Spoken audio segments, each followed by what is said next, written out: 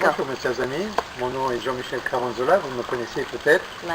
mais je voudrais partager avec vous quelque chose que le Seigneur a mis dans mon cœur pour vous. La première chose que je voudrais parler, c'est de Judas et Pierre. Vous savez toujours que quand on lit l'histoire de Judas et l'homme qui a trahi Jésus, qui l'a vendu pour certaines sommes d'argent, compte de pièces d'argent, et nous savons que Pierre est l'homme qui a renié 3 fois le Seigneur en disant qu'il ne le connaissait pas et jurant qu'il ne le connaissait pas.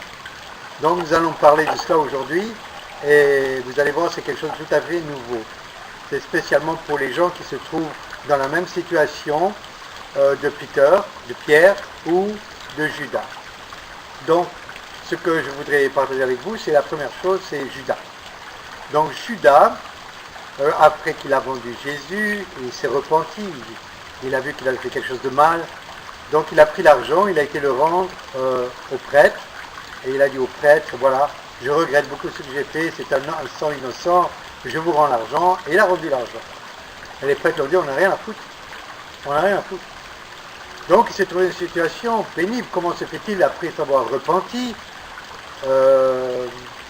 il part et se pend, se suicide. C'est étrange. Là, il y a une autre chose, c'est Pierre. Pierre, certaines personnes lui adressent la parole, 3 différentes personnes, et il promet qu'il n'a jamais connu Jésus, il jure sur sa famille, sur tout ce qu'il connaît, qu'il n'a jamais été avec cet homme. Donc c'était quelque chose de grave. Judas a fait un péché, Pierre en a 3 péchés. Donc on peut se demander quelle est la plus grande gravité des deux. Donc, pourquoi Pierre ne s'est-il pas suicidé? Que s'est-il passé? C'est très simple. Judas travaillait, lui, sa foi avec les œuvres, c'est-à-dire l'ancienne foi de Moïse, d'Abraham, d'Isaac. Il devait faire quelque chose. Donc il a fait quelque chose, il a rendu l'argent, mais sa conscience n'était pas claire. Il ne pouvait pas s'en sortir. Donc il était tout le temps accusé et il n'avait rien pour s'en sortir de cette accusation. Donc il s'est pendu. Maintenant nous passons à Pierre. Pierre c'est tout à fait différent.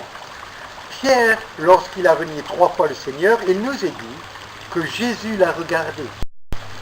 Et il s'est mis à pleurer. La plupart du temps vous entendez prêcher, oh, il avait de profonds regrets, oh, il était triste, oh, il se sentait coupable. Non, absolument rien de tout ça. Si vous pensez ça, vous êtes grandement dans l'erreur. Je vais vous donner la révélation du Seigneur. Avant que Pierre trahisse Jésus, Jésus lui avait dit, Pierre, je vais prier pour toi pour que Satan ne te détruise pas. Donc, quand Pierre a regardé Jésus, il ne s'est pas senti condamné, il ne s'est pas senti détruit. Non. Il s'est senti aimé. Il s'est souvenu que Jésus priait pour lui. Il s'est souvenu que Jésus l'aimait malgré tout. Et c'est cet amour, pour cet amour qu'il pleurait. Non parce qu'il était guilty, non parce qu'il était coupable, il savait qu'il était coupable. C'est pas pour ça. Il savait ce qu'il était. Mais ce qu'il était touché, c'était par l'amour de Dieu. Donc aujourd'hui, vous avez 2 situations.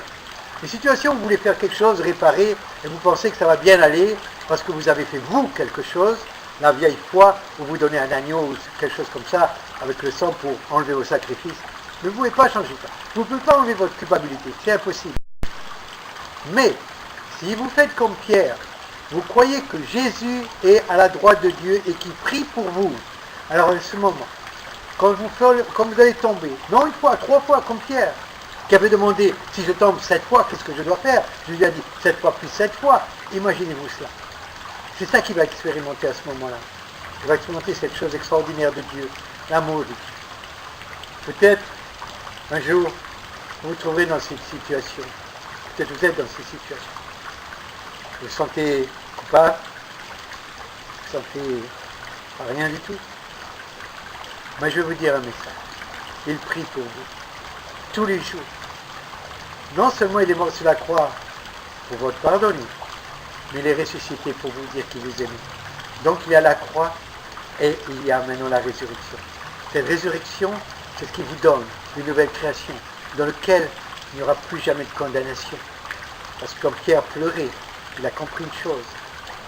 C'est que malgré ce qu'il était, le plus important, c'est ce que Jésus était pour lui. Que Dieu vous bénisse et à bientôt.